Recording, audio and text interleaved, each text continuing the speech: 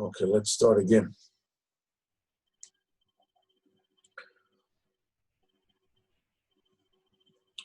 Good evening and welcome to the shir of Sipurey Maasios. Today, the Ben Melech and Ben Shifcha, after they got together, are getting into the house of the men of the forest. And it is here that things sort of become clear and at the same time become more complex.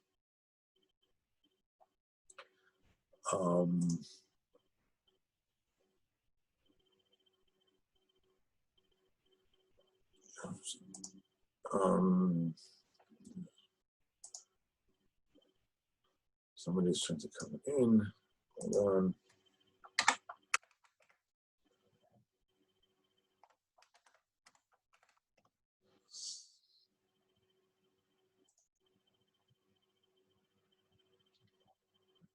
So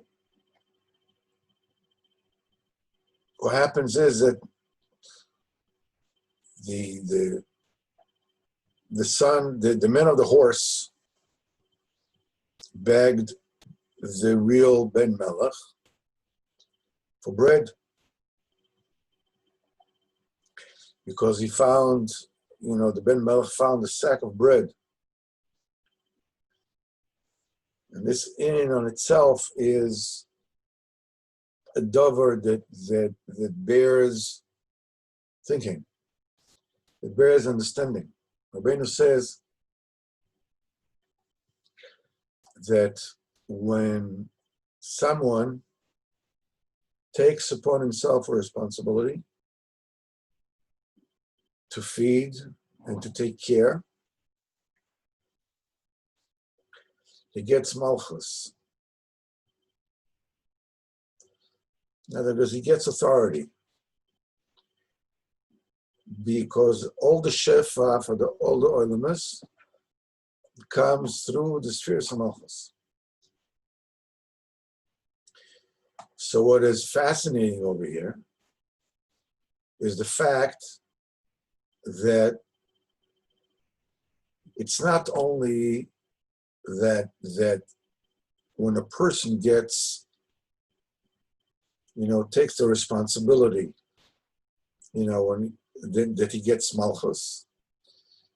We see it over here. The minute that he starts behaving as a Ben Melech. He accepts the responsibility of doing his job. He has met with the men of the horse, which is really the true son of the slave. He's approaching his dominion. He's becoming a melech. So the first thing he gets is he gets bread. He gets parnasa. Anybody who takes upon himself to take care of other people, so he gets parnasa. It's not always easy. He has to go through things, but in a way,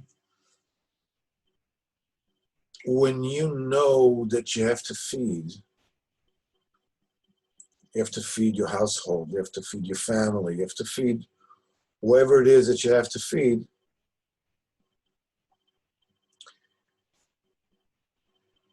and you take the responsibility to do it, Mishamayim, they give you the wherewithal to do it. It may not be easy. You may have to go through whatever it is you have to go through. In the beginning, you go to all kinds of nisyonos with great temptation. Just let it go. Just let it go. Let it fall and just forget about it. But if you don't do it, you take it upon yourself to take care of it. Not only to get the malchus, but you also get the bread. Things becomes easier for you.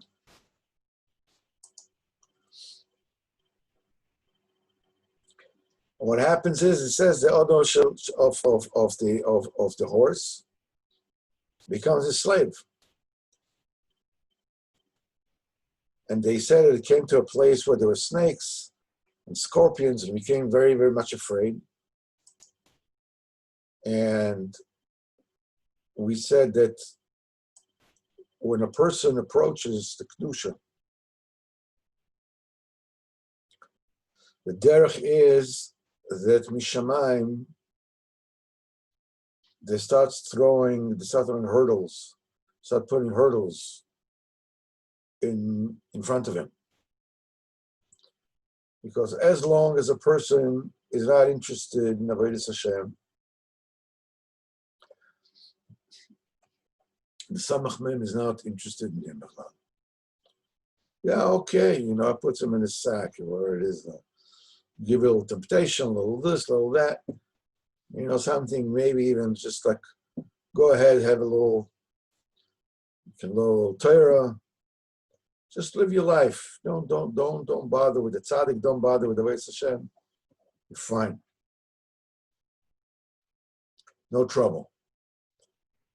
Rabbeinu says that when a person approaches the Kedusha, many times, dafka then something not clean happens to him.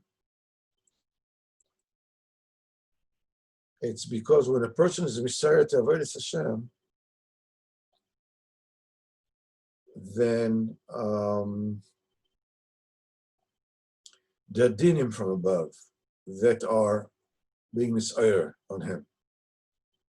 We spoke about it many times. It seems like, when we're doing the Ratzon Hashem, we figure that from now on, things ought to go really easy for us and we deserve a medal. And instead, we get a lot of hurdles on our way. Rabbeinu says it's because we have the wrong idea about getting into Avodas Hashem. That we think we're doing Kodesh Baruch Hu a favor. So if we're doing what Kodesh Baruch Hu wants us to do, we deserve a prize immediately.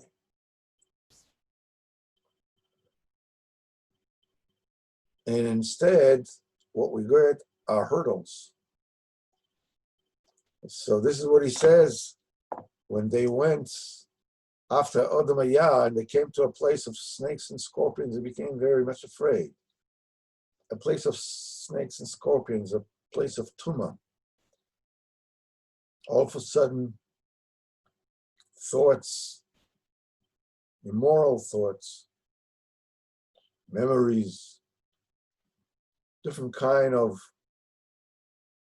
unclean things come to a person's mind. You wonder, like, man, I've been out of the game for 20 years, I'm no longer a player, now I'm no longer on the parquet. I don't dribble, I don't make jump shots, I don't throw touchdowns. I'm no longer in the business. And suddenly, boom, I get these thoughts, because when you follow the tzaddik, these things happen to you. It says he got very much afraid. And because of the fear, he asked the Adam Hayah, how are we going to pass here? So Rabbeinu says, well, you're wondering about this? He says, how are you going to come to my house?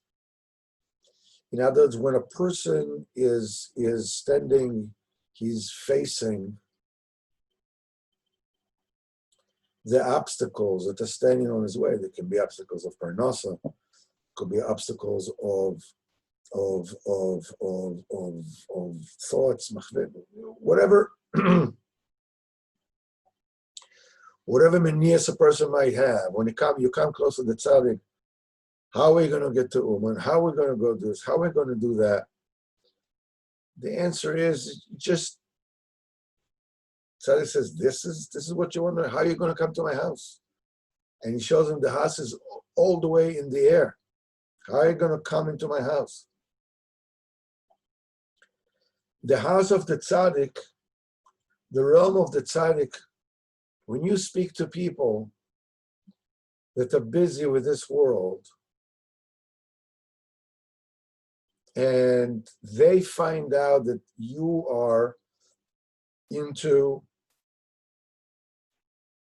Avodas Hashem, and you're not interested in their whatever it is that is worrying them,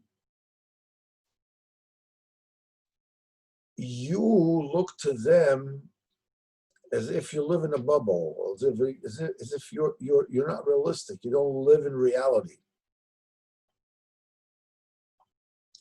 What do you mean you don't live in reality? And you do live in reality. What reality do you live in? That this one says, and this Netanyahu says this, and this one says this, and this and this. I mean, if you ever heard, obviously, you've heard many times, a radio program, okay? So, especially in Israel, a radio program, or the newspapers, whatever it is. So, what does it consist of? They have evening news.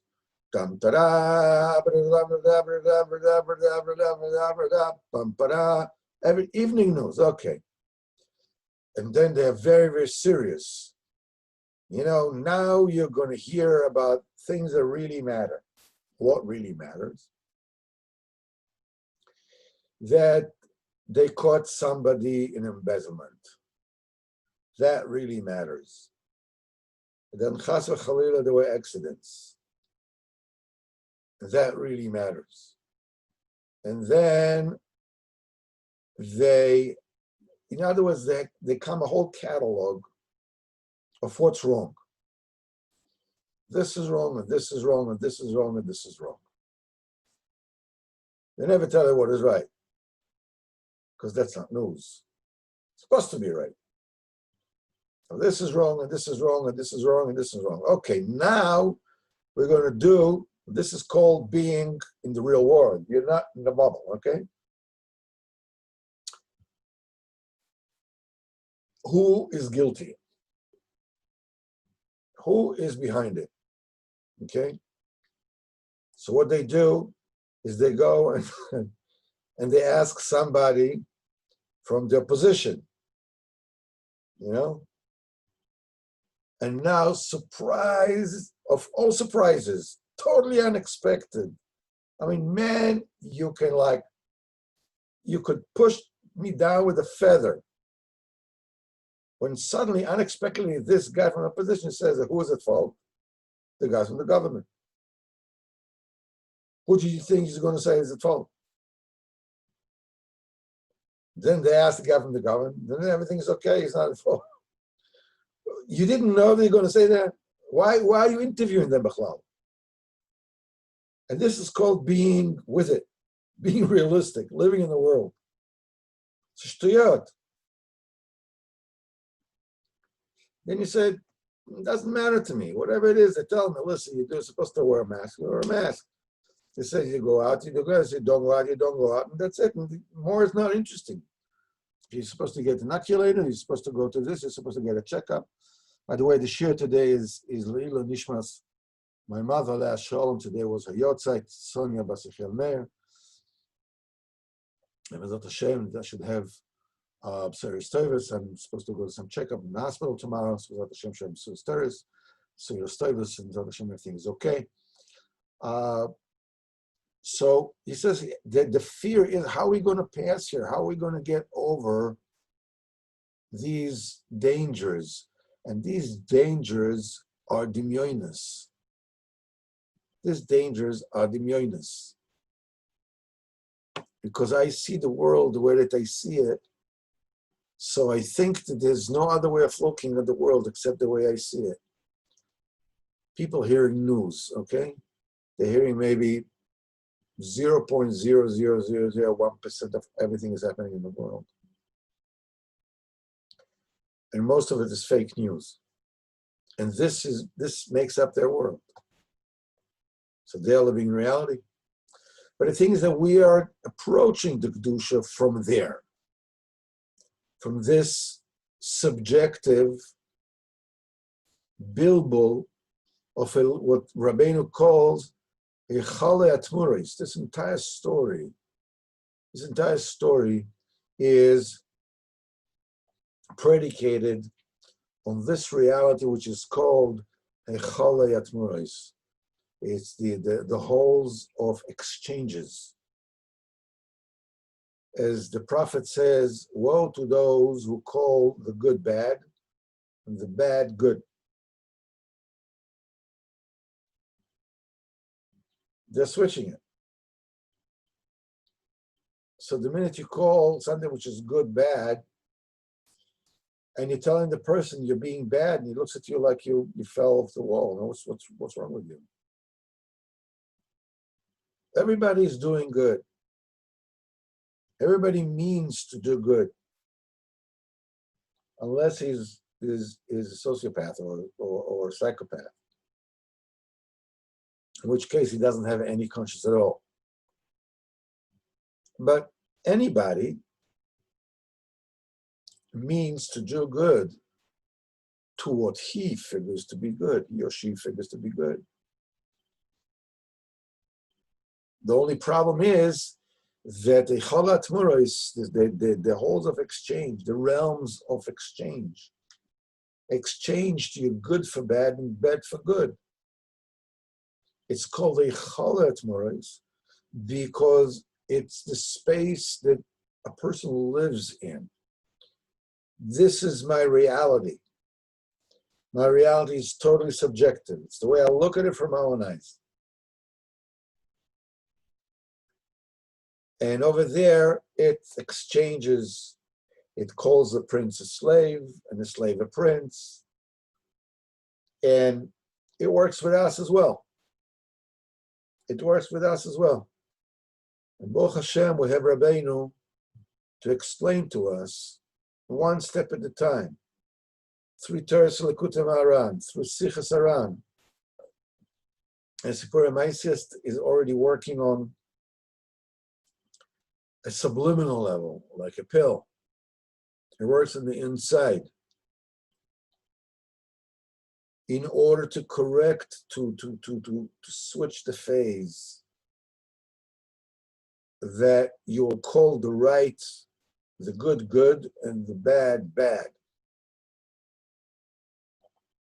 Once this is fixed, there's still a long way to go until you get to the actual good. But you already know that the good is good and the bad is bad. And people say, oh, big deal. What's it? No, it's a huge deal. It's a huge deal. This is called Bir Ramadama. It's called the cleansing of the purification of the Madama, of that ability to imagine, to assume, to estimate.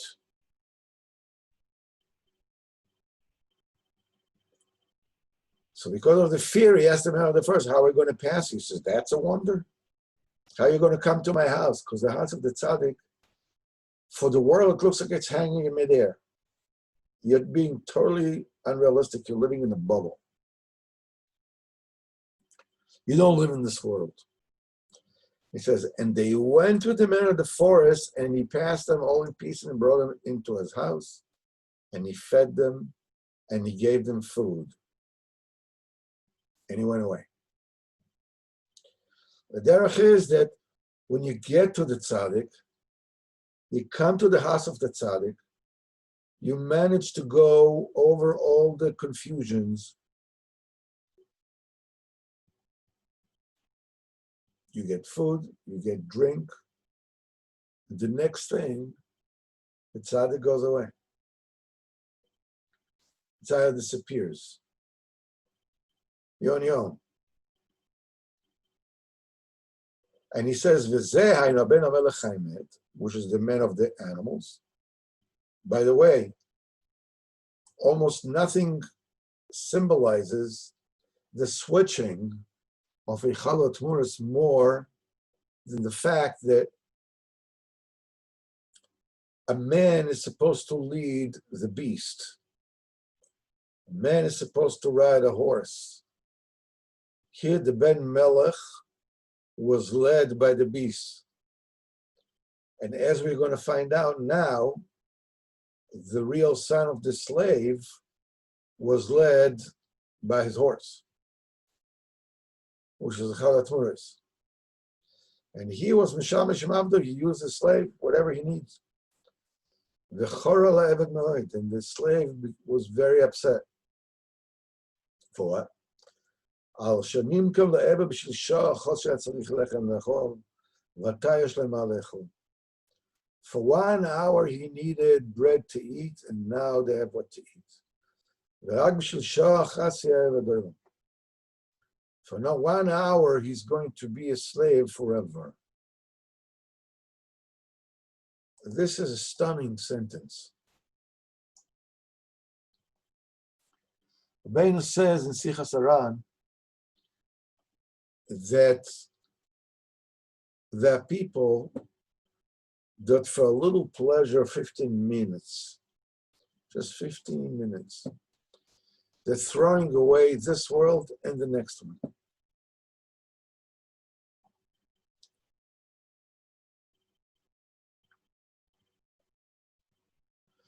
Now he was sighing and he was groaning.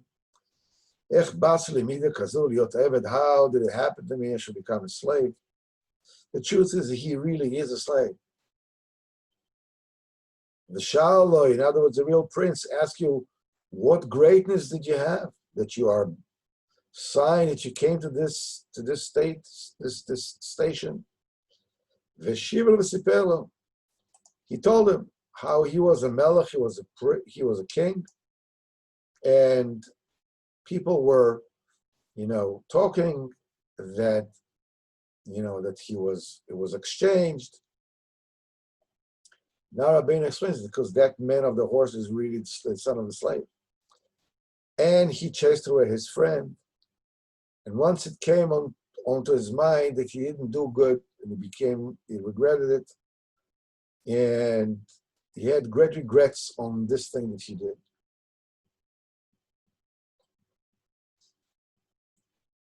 And the minute that he had a little regret, because the Kadosh Baruch Hu gives everybody a chance. There was a person, I think we spoke about him more than once. There was a person that was the head of Meretz. And this guy, there's a recorded interview with him in the radio, where he says, jokingly, he says to the guy that was interviewing him, we have what they call the hypochondriac society. Who is the biggest kvetcher? Who is the one that says, I have this and that, I have to take pills and I'm not well, blah, blah, blah. So he said that we were talking about in this society, who is going to be the chairman? And this one said, I have this complaint, I have that complaint. He says, all of you are nothing. When you listen to my story, you'll realize that I'm supposed to be the head of this society. Because what was his story? His story is he died. So the guy interviewing him says, you what? He says, yeah, I died. He says, what do you mean?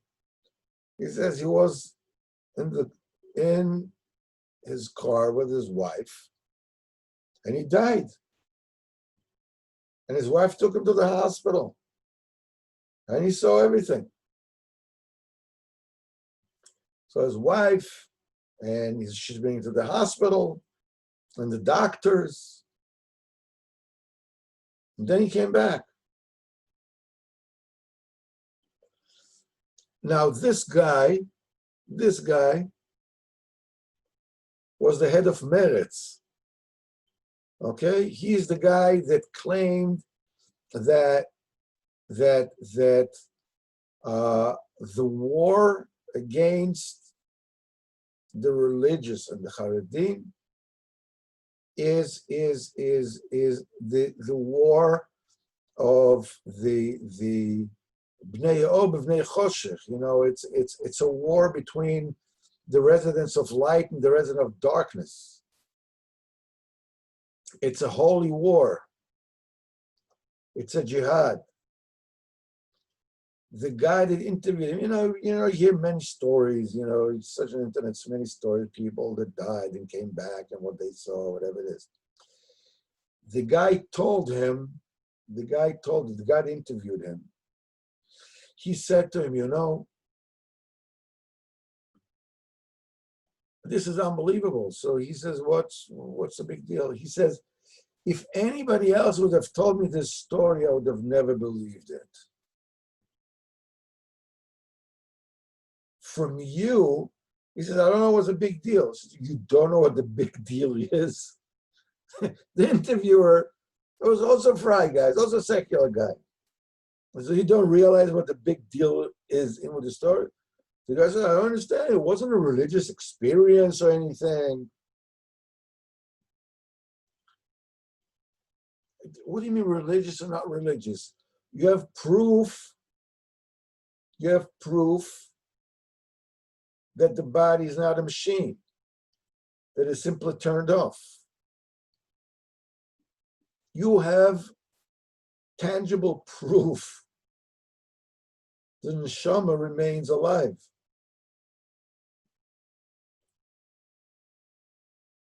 What comes after, what doesn't come after, it's for sure there is an after. So the guy said, it's against my ideology.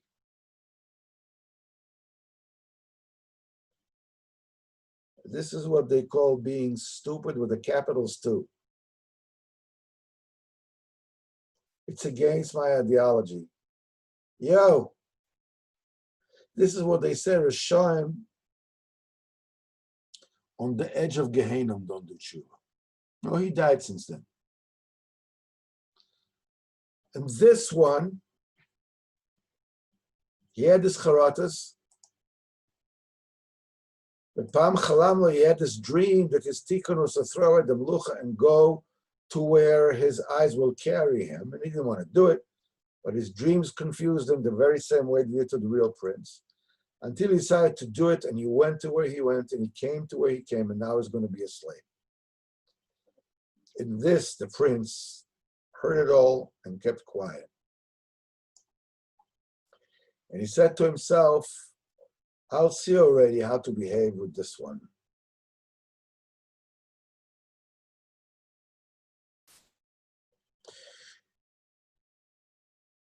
People that get to stations where they don't belong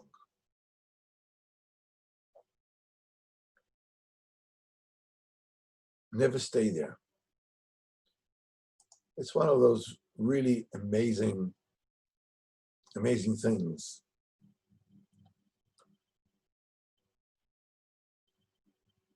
When a person says, the Gemara says, En anias ela min hadas, poverty is generated from the mind. For a person's consciousness, subconsciousness, his mental faculties. Your mental faculties create your reality. We've said it many times. If you want to know what it is that you really, really want, underneath the layers of cognition, take a look at your life. This is what you want. But I don't want that. I don't want this. We said it many times. You don't want to want. You don't want the pain involved with what you want. But you're perfectly comfortable with it. In fact, HaKadosh Baruch Hu is giving it to you because that's what you want. You can say that you actually create your own reality, as it were.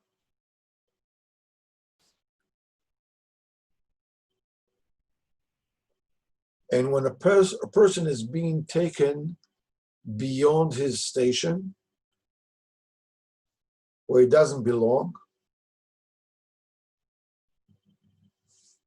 it usually doesn't take a lot for him to fall off that station. Either when a person is poor and he wins the lottery, most times it's just a question of time until he loses all the money and he becomes a Baal Chod. And when a person is rich, you put him in the middle of the desert, he'll be rich.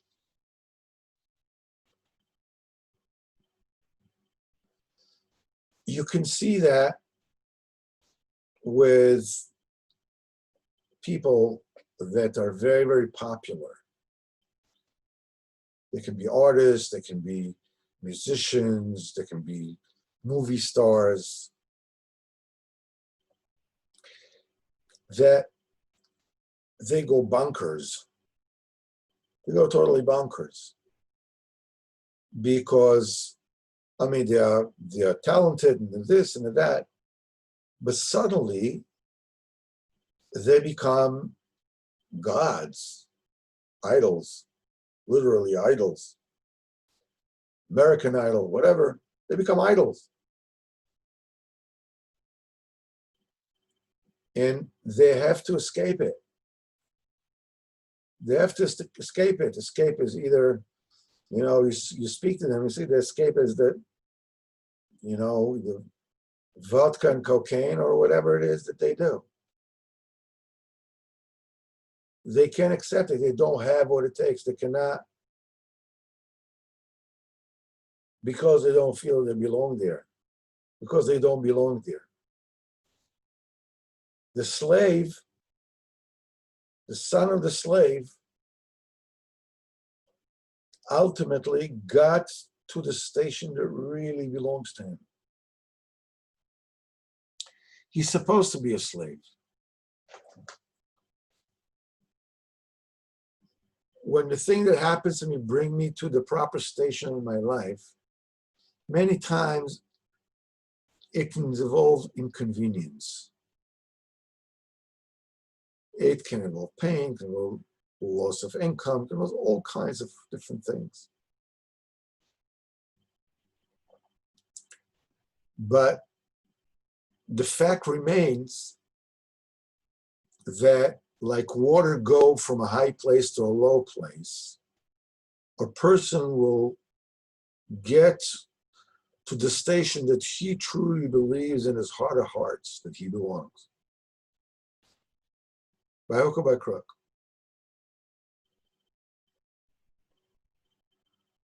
And the prince that saw it and understood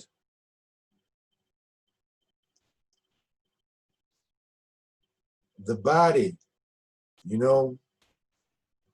years pass, and the body is krechting. I used to be 20, I used to be 30. I used to be 35, I used to be 40.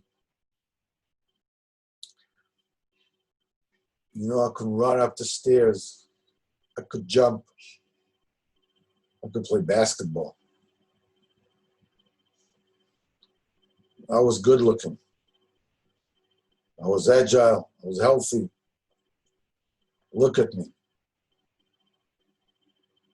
Look what happened to me. Look at me now. There's nothing you can do. Especially when a person did whatever it is that he did during his lifetime, he didn't have the seichel to catch himself in time. They say, you know, until the age of 50, you can write out checks against your health as much as you want in most cases. People smoke, people drink, people whatever it is. After age 50, all the checks get into the bank and start clearing, one way or another.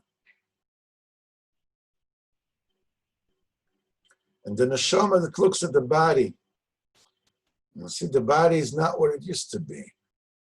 The body is groaning. I remember I didn't have aches, I didn't have pains, I didn't have this, I didn't have that. Zohar HaKadosh says that when the body gives in, when the Kadosh Baruch Hu wants, covets the closest to the neshama, this is when the body starts giving away. That's why you see, but by real El Chayidin, that there are especially great Oivdei Hashem, Shmuel Shapira, Rav Cheshin, you can see the Simcha Bar Lev, Shlomo Gottlieb, the Blue Zakenis,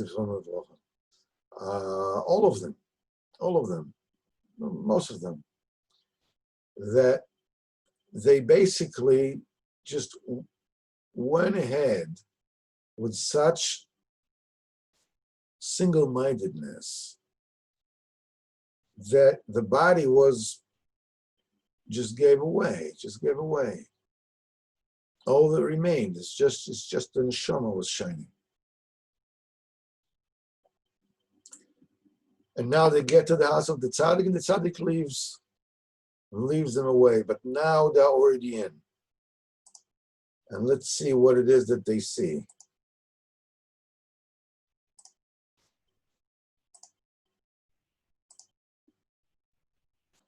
At night, the man of the forest came. The tzaddik will always be with you in your hardest time. And also, he gave him to eat and to drink.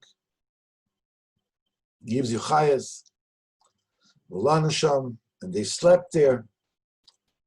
You're already a Breslover, you already belong. And you sleep there. I belong to the club. I was accepted. They heard this great laughter until all the trees were shaking and trembling. And the slave incited his master, the real prince, to ask him, the man of the forest, what is it? And he asked him, what is this big laughter before daylight? That's the big laughter that the day is laughing from the night. That the night is asking the day, why when you're coming, I don't have a name. Then the day is laughing, he's plotzing, he's in stitches. And he's laughing his head off. Then it becomes day. That's that laughter. And it was an amazing thing to him that the day is laughing from the night. We spoke about this Indian once before. I think that it bears talking about a little bit more.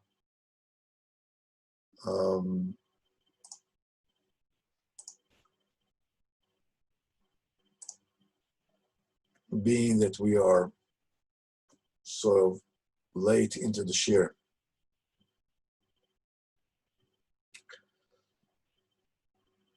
Day and night, when we say this, the darkness and the light, this is the inyan of a name. It's something that we said before, but I'm repeating it because it's a very, very profound inyan. The name is the inyan of Malchus. The name is the way that you are known from the outside. This is what other people know you as. And we said that the concept of name is an amazingly profound concept, because there would have been no communication without it. Everything has a name: hour, day, book, wind, heaven, time, thought. Everything has a name. The name is the handle that describes the reality and enables you to relate to it. The mental health professionals, by the pressure of the pharma companies, have been working for a century,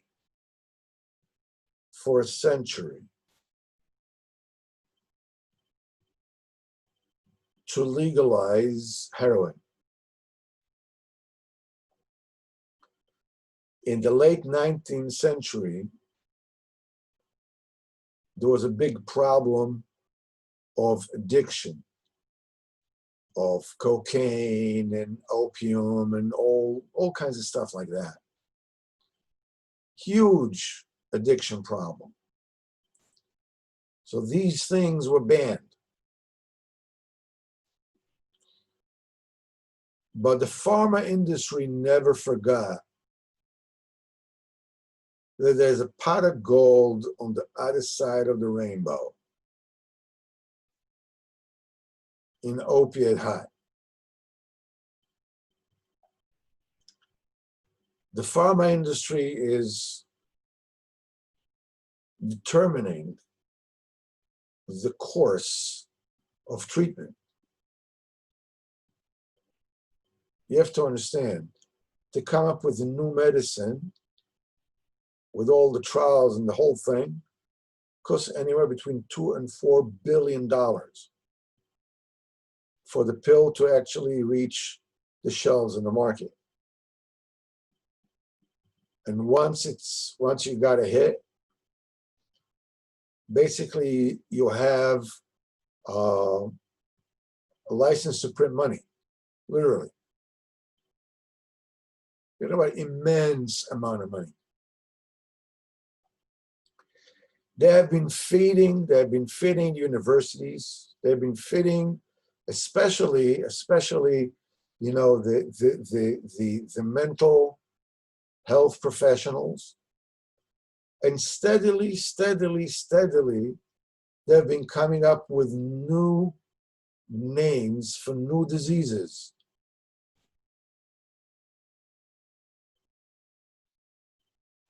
Until today, they actually sell drugs that are more potent than heroin. And it's legal.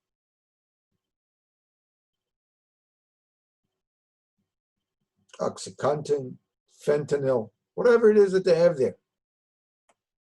People get hooked, and the money just pours in.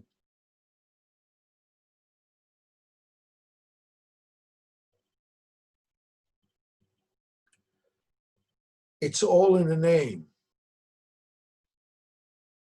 This is good, and this is bad. So, in order to be able to sell something which is so horrendously harmful, first of all, they have to take a human condition, which is a normal human condition or abnormal human condition. And instead of dealing with it, they call it a name. They say that it is a disease, and they have to look for a cure or for something to alleviate the symptoms. So they sell heroin, or worse than heroin. The name is the primary tool of the lie. It's also the primary tool of the truth, as we learn in Torah tests. But it's a primary tool of the lie. All you need to say about the son of the slave, that he is actually the son of the king. And the son of the king, that he is the son of the slave. That's it. That's all we need to do. The minute you do that, this one will live his life as the son of the slave, even though he's really the prince. And this one will live in the palace as if the son of the king. But Rabbeinu says in the very beginning, their own nature, their own self-perception pulled them towards what they really were. We think that, we have our stories, our children, ourselves, our childhood, whatever it is. You have to understand that when a child is born, take a look at your children. They are complete human beings.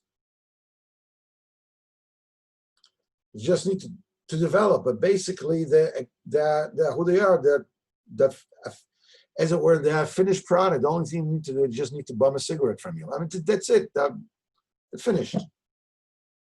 Okay, but they have to come into their senses, have developed the mental faculties, whatever it is.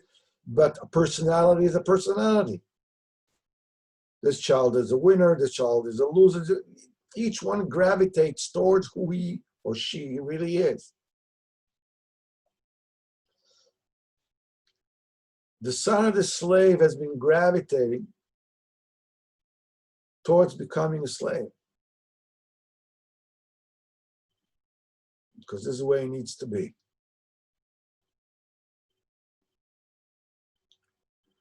It's the son of the king that is wondering here about what's going on here. He doesn't say, aha, I'm the one that you sent away. He doesn't say anything. He has to come, now the struggle for him is to come to terms with who he is. He's not used to being the prince. He's not ready to accept the idea.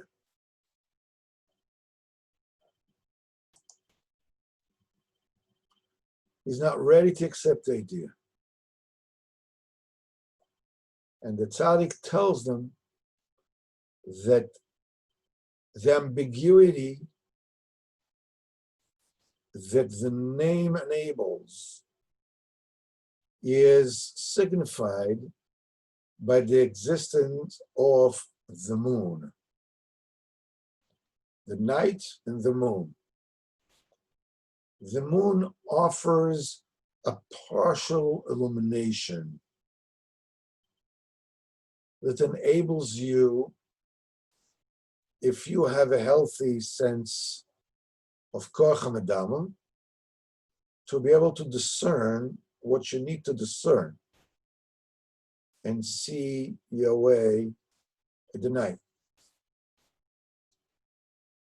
But it also, of course, obscures real realities. It allows the fantasies to take place. When you see somebody, that's the reason why, all the clubs that people have, all the immoral inyanim going on, the lights are always low.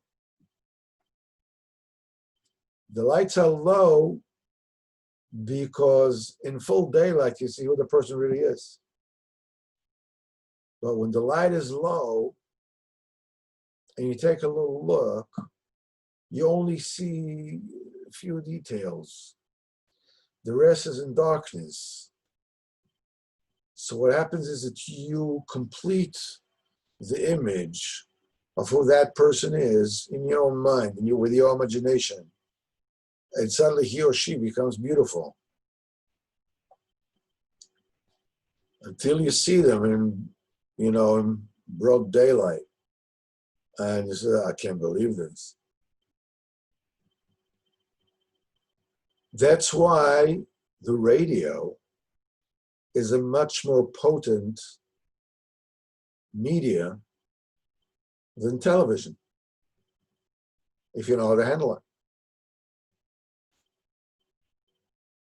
Because all you have is things that, in the radio, you have things that prompt your imagination.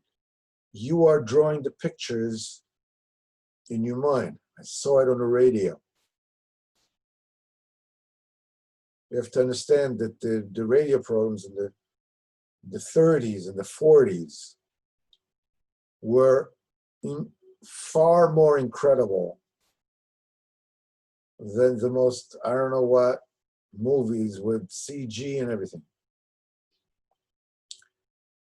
Because nothing can compete with your imagination. And the tzaddik is telling them, when the day comes, all the illusions of good or bad are off. In fact, they become a joke.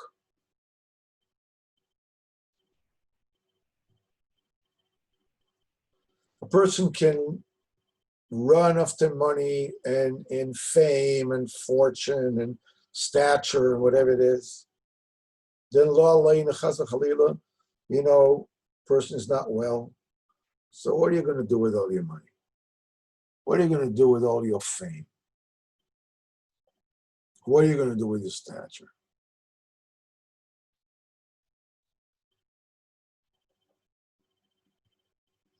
All the stories, all the adventures have existence in a place which is called the suspension of disbelief. There'll be no stories, no movies, no fortunes made, no fame. If people would just say, what's the big deal about this? It's nonsense. So you have $60 billion. So what are you going to do with it? No, but in the world of imagination, it means something.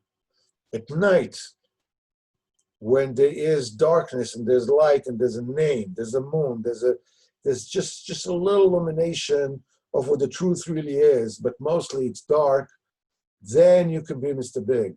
Oh man, you can be the richest man in the world. You have a whole magazine that says which number you are and the list of the richest and the whatever. But then comes daylight. That's what the tzaddik is telling him. Then comes daylight. On the day of the daylight is laughing. It's a joke. It's a joke. It's totally a joke. It is so important for us to understand. It says, yeah, but I want to keep a little bit of a handle on my fantasies. Don't take them away from me. Because I want to run away. I want to have a place to escape. I want, these things to still mean something to me. So when I have nowhere to go, when things don't go my way, I have a place to run to delude myself, to kid myself.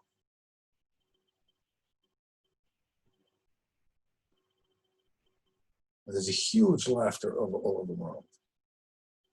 Rabbeinu says, this you'll receive from me. that you won't let this world deceive you. That you won't let the night deceive you. B'ezrat Hashem, next Monday, we'll go to the next step. When the growling of the animals suddenly gets a whole new look. They get a new understanding. It's a new understanding of life, understanding of what goes around in life. And this is when you really get through the doorstep of really living a good life. So I want to thank everybody for being here. Mitzvah Hashem, this Thursday,